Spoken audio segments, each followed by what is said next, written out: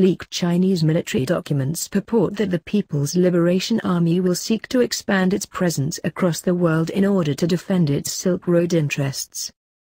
The Japan Times was the first outlet to report on the plans that putatively circulated in Chinese circles back in February and which implored the state to concentrate on expanding its force projection capabilities beyond coastal defense and into the maritime and land realms. Although not directly stated, this is in clear reference to the need that China has to protect its Silk Road infrastructure investments and sea lines of communication, mirroring the path that all other globally relevant great powers before it followed in having their overseas military activity driven by economic interests.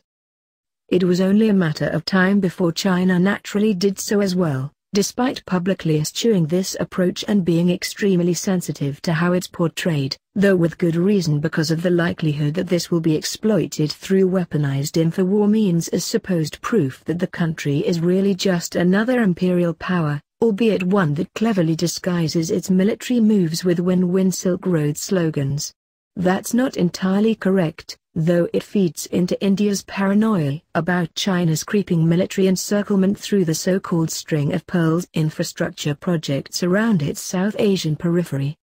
About those, it would make the most sense for China to reach agreements with the host states there and beyond, similar to the 2016 Logistics Exchange Memorandum of Agreement between the US and India in allowing both parties to use each other's military facilities on a case-by-case logistical basis, essentially giving some category of Silk Road projects such as seaports and airports a dual function, even though this is exactly what American think tanks warned would eventually happen. Even so, it's the most logical and cost-effective security solution available.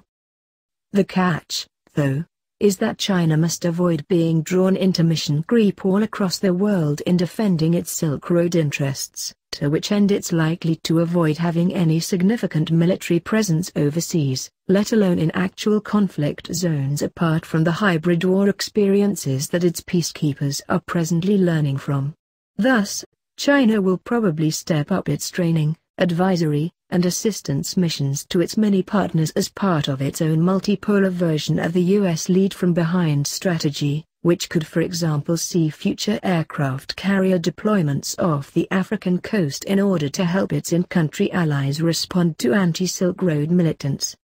The People's Liberation Army is therefore predicted to become a hemispheric force active all across Afro-Eurasia, though concentrating mostly on the supercontinental heartland of Central Asia and the East African coast of the Indian Ocean region in managing its dual mainland maritime military competencies in protecting the Silk Road. This is natural given China's expanding security interests by virtue of the need to defend the trade routes and infrastructure that form the backbone of its export-oriented economy and consequently, its national stability, though it will undoubtedly be misportrayed by the country's enemies as an aggressive move driven by neo-imperial calculations.